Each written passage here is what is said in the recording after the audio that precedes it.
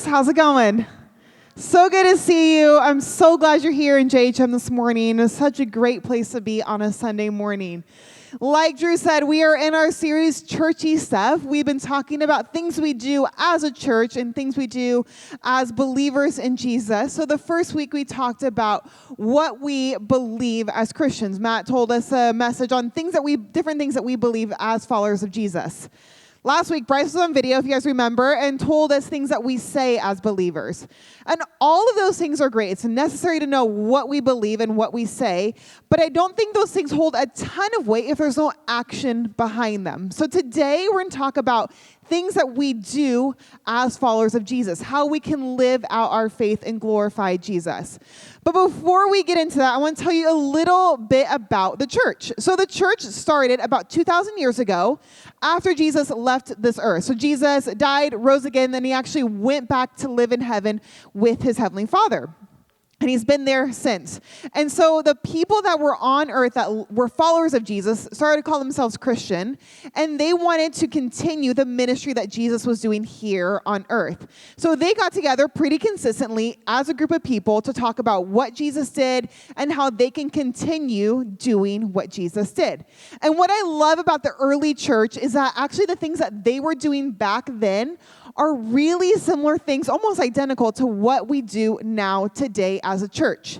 And something that they were trying to accomplish was a great commandment that Jesus gave them. So we're actually going to read that together because that's a commandment that you and I today still need to fulfill. So it's on your outlines as well as on the screen. Let's go and read it together. It says, Jesus replied, "You must love the Lord your God with all your heart, all your soul, and all your mind. This is the first and greatest commandment. A second is equally important. Love your neighbor as yourself." Go ahead and keep that verse up there on the screen for a minute. And on your outlines, I want you guys to circle the word must.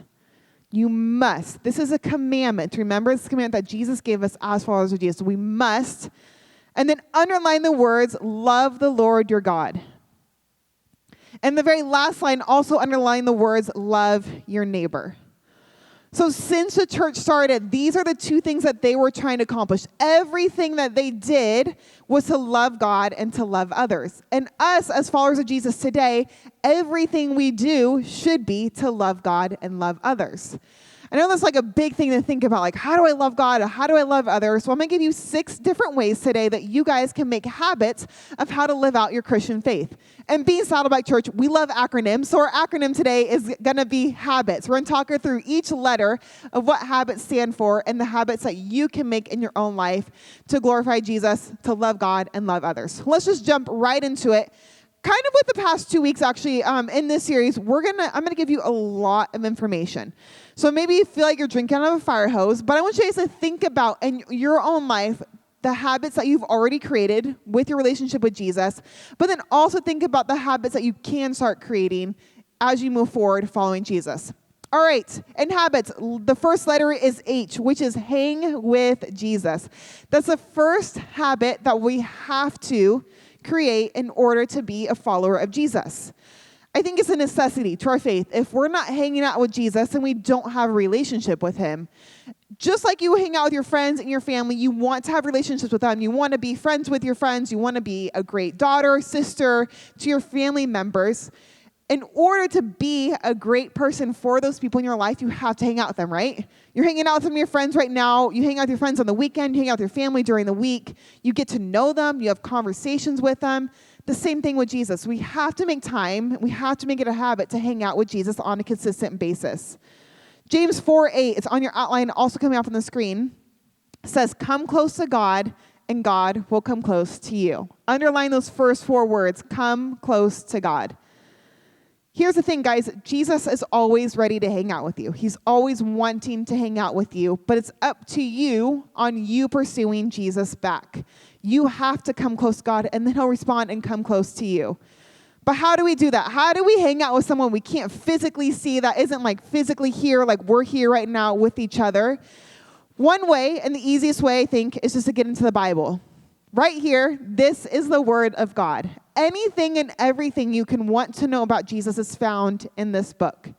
You know, we read in this book about Jesus' life. His whole life story is in here. We read about what makes him happy, what makes him sad, what makes him excited, what bumps him out. We read everything we could want to know about Jesus in this book. So my encouragement to you, if you haven't opened up your Bible in a while, start getting into the Word. If you don't have a Bible, over at the We Are JHM Mall, you can actually pick one up today for free. We want you guys to know Jesus and hang out with him, and this is a perfect way to do it. Another way is to pray. Just like you talk with your friends and your family, another way to hang out with Jesus is just pray. Tell him what's going on in your life. Tell him what's going on in your day, what's making you happy, what's bumming you out. Jesus is listening. He hears everything we want to tell him, and so he's ready to talk to you. He's ready to listen to you, and he's also ready to share what he wants for you for your life. All right, let's jump into the next letter. A of habits is attend church.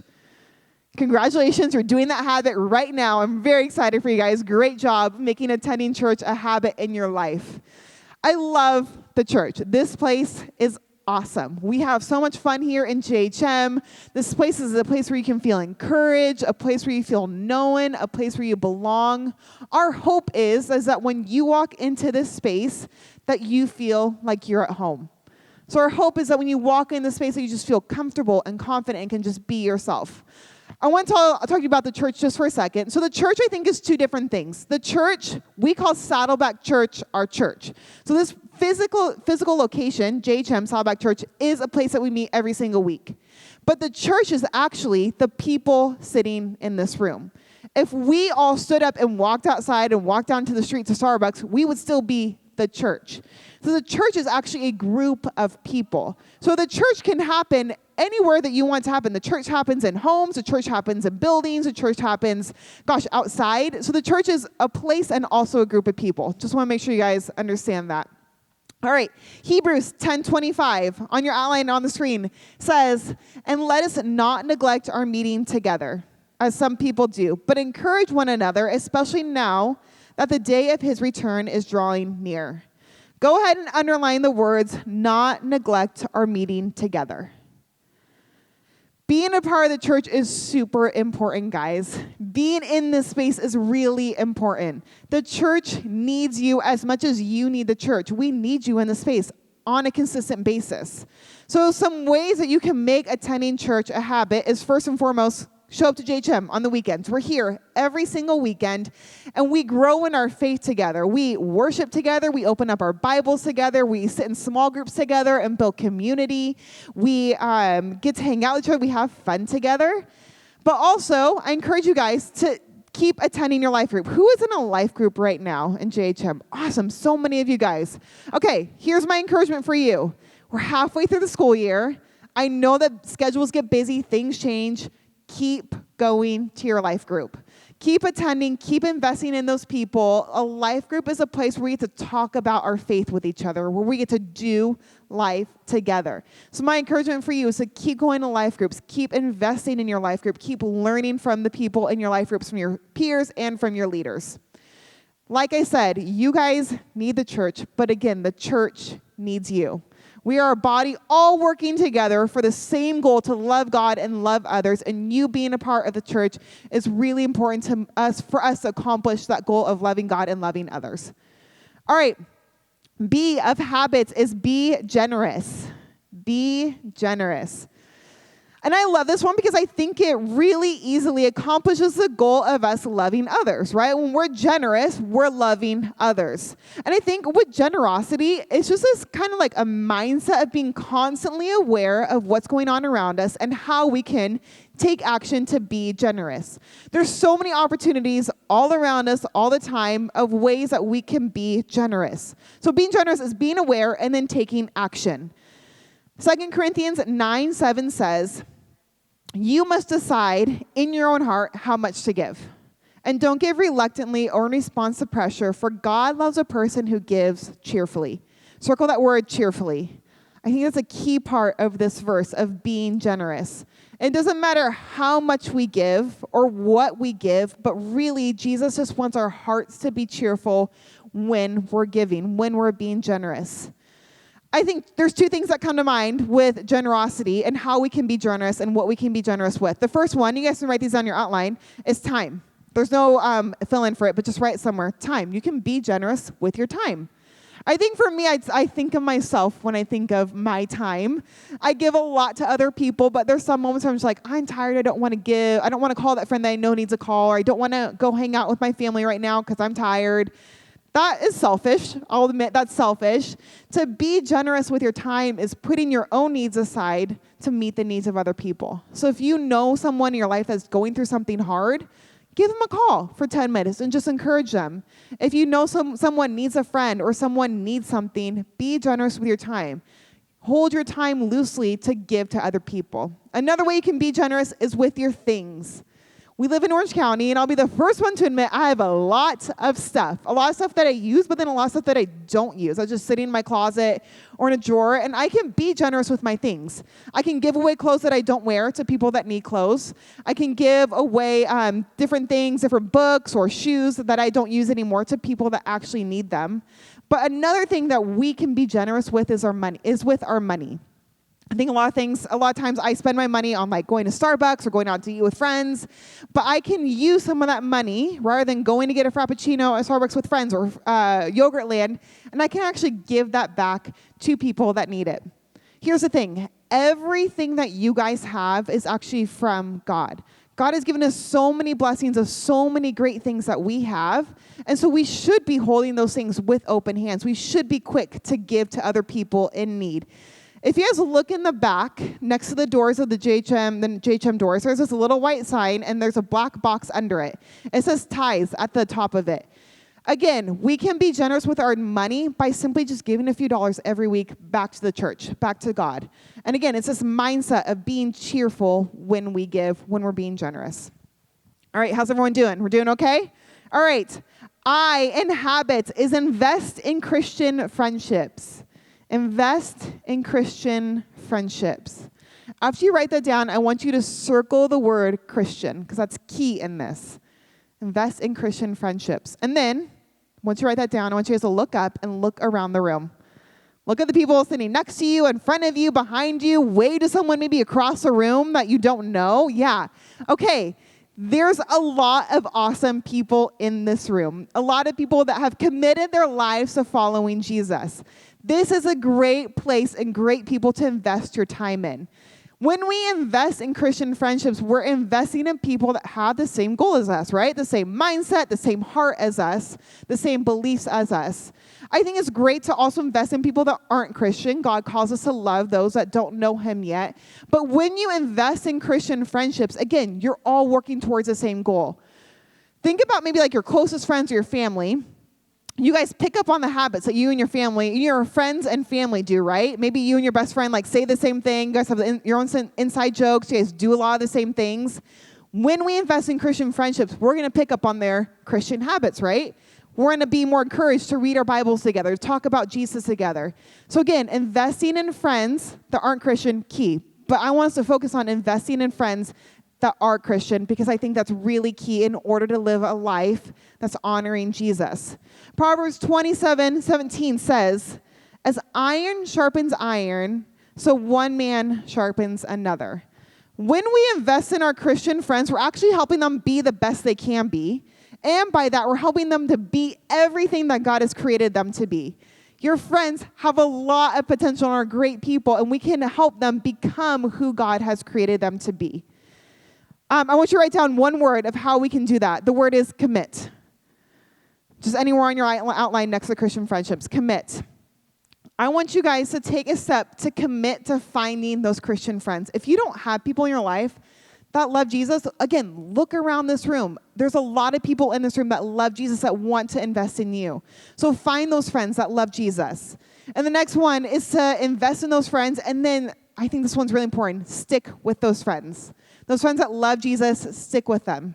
You guys, the truth is, if you have decided to follow Jesus and your friend has as well, we're in it for the long haul together. We're going to be with each other for eternity in heaven. So why not start investing in these people right now? All right, T of habits is tell your story. I love this one. Tell your story. Who likes stories? Stories are really cool, right? We all love movies, shows, books. Stories are awesome. And stories, as a follower of Jesus, are really powerful. Just a couple weekends ago in JHM, we had a stories weekend where we heard from students in JHM, from leaders in JHM, we heard about their stories. Stories, as a follower of Jesus, is important to share because a story of your life story, is a testament to God's greatness, right? That's why we call it testimony, because it's a testament to God's greatness. When you talk about your life, it's a way to share what Jesus has done in your own life to encourage other people. There's this whole Bible, the Bible, is full of story after story. Stories of war, stories of heartbreak, stories of joy, stories of healing. This book is full of story after story. And there's actually a story in the New Testament, in Mark, that talks about this one guy who was possessed by demons. Really crazy story, but Jesus actually comes, heals him. And what I love about the story after this man was healed is what happens after when this man shares a story. So in Mark, it's going to come up on the screen. It's in your outline. Let's talk about what happened at the end of the story after this guy was healed. But Jesus said to him, "No, go home to your family and tell them everything the Lord has done for you and how merciful he has been." So the man started off to visit the 10 towns of that region and began to proclaim the great things that Jesus had done for him. And everyone was amazed at what he had told them. So go ahead and underline the word, or circle the word, first and foremost, at the top of that passage, tell. So look at that word, tell. And at the very end, underline the words, proclaim the great things that Jesus had done for him. Again, when we tell our story, we're just telling people what Jesus has done in your life, the story of his love for you, the story of your salvation through Jesus. Again, it's really powerful to tell our stories to other people. So my encouragement to you is to start telling your story. How do we do that? First and foremost, find your story. There's a lot that's happened in your life so far in the past 12, 13 years. So my encouragement to you is to find your story. Again, over at the We Are JHM wall, there's a tool called the testimony tool. That's just a few questions to help you find your story. So you guys can go over there. I think it's a QR code, so you actually can just scan that and start learning how to find your story. And then next thing is to tell your story. You can tell it with your family, tell it to your life group, tell it here in JHM. There's actually a picture of a student coming up of one that shared her story a few weeks ago in JHM. Again, your story is powerful, and it tells about God's greatness. Another way you can tell your story that a few of you have done so far, probably a lot of you, is to get baptized. When we get baptized, that's a physical way of showing people our love for Jesus. It's showing people what Jesus has done in our life. So through actions and words, we get to be baptized and show people what Jesus has done in our lives. So my encouragement to you, if you have not been baptized yet, is to think about getting baptized. We have actually baptisms the next weekend in JHM after every single service. So we'd love for you to get baptized next weekend in JHM if that's something that you want to do and take a step in your relationship with Jesus.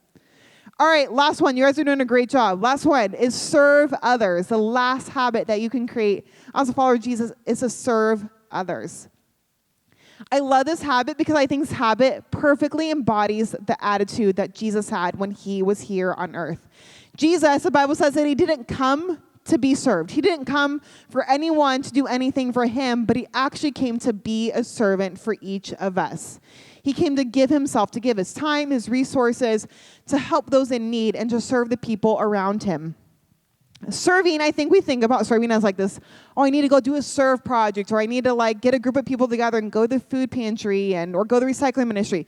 Yes, those are ways to serve, but you can actually start serving today. In 1 Peter 4:10, again, on your outlines, it says that God has given you, each of you in this room, God has given you a gift from his great variety of spiritual gifts. Underline these next few words. Use them well to serve one another. Use them well to serve one another. Again, you guys can start serving today. Before you even leave this room, you guys can start serving. I think when we serve, write down this word next to serve, is to look. Look for opportunities to serve others. Look for opportunities to love others, to help others. Maybe when you leave this room, you'll notice there's trash on the ground. Pick it up.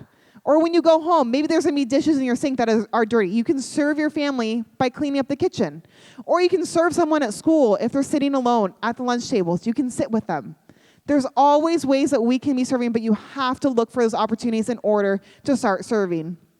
Another way to serve is just to get involved in JHM. We have a lot of cool serve opportunities in JHM every month. We have a serve Saturday every month where you guys can come do a serve project with other students in JHM. You can come do it with your life group. We did one last month where we had a picnic for kids in the foster care system in Orange County. And then we cleaned up some Christmas decorations here at our church a few months ago just to serve the people in our church and serve our community. Another way that you guys can serve is actually flip over your outlines. Back your outlines is Impact OC. This is an all-day serve trip that we do every single year in JHM, and this is just a way where we can, it's called Impact Orange County. So if you guys want to get out and grab your friends and grab your life group and just go make an impact in Orange County, this is a great way to do that, to get involved and start serving. Other ways you can serve is by student impact. So 8th graders, if you're an 8th grader in the room, this is for you. 7th graders, you guys can jump in next year. But we have a student leadership team in JHM where you guys just talk about how you can serve JHM, how you can serve our church and make an impact in this place, in this building, and in our community. And then another great way, easy way to serve is in Saddleback Kids, SK. Who serves in SK on the weekends? Yeah, a good amount of you. If you want to help out with the little kids at church, you guys can serve in SK every single weekend and just get involved and help them find their love for Jesus and just be an impact in their own lives. All right, we made it through all the habits. How are we feeling? We feeling good? I know I went through a lot, but what we're going to do right now is we're just going to skim over all the habits again. And as I read each one of these, I want you guys to think of the habit that you need to start building. Or maybe you do these things pretty consistently, but think about one you can improve on. And then write that down on your outline. There's a little line that you guys can write down. What habit do I need to build? So what habit do you need to build? Do you need to work on hanging out with Jesus? Do you need to work on attending church more consistently? Maybe it's being generous, investing in your Christian friendships, telling your story, or is it serving others? Again, my encouragement for you is just to take one step this week to help start to make that habit a habit in your own life. Before we head out today, I'm actually going to read a little passage from the book of Acts. Like I talked about earlier, the early church started, and the book of Acts is all about the early church. And what's really cool about this passage is that everything that they do in this passage, we do majority of those things today here in JHM. So it's going to come up on the screen. And as I read it, I want you guys to think about the different habits we talked about and see if you can find them as I read this passage with you guys. All right, so Acts 22 says, all the believers devoted themselves to the apostles' teaching and to fellowship, and to sharing in meals, including the Lord's Supper, and to prayer. A deep sense of awe came over them all, and the apostles performed many miraculous signs and wonders. And all the believers met together in one place and shared everything they had. They sold their property and possessions and shared the money with those in need. They worshiped together at the temple each day, met in homes for the Lord's Supper, and shared their meals with great joy and generosity, all the while praising God and enjoying the goodwill of all the people. And each day the Lord added to their fellowship those who were being saved. Again, I think it's so cool that the habits that started out in the early church are things that we do today, and we have an opportunity to continue doing those things, again, to love God and to love others. Let's go ahead and pray together. Heavenly Father, thank you so much for JHM, Lord. Thank you for this place where we get to come and be a part of the church here at Saddleback, but be a part of the church really, Lord, with each other. I thank you for each of these students in this room, and I pray you'll just give us the encouragement we need as we go forward to live out our lifestyle in honor of you, Lord. Give us opportunities to love you and to love others as often as we can. Again, thank you so much for this place. We love you so much in Jesus' name. Amen.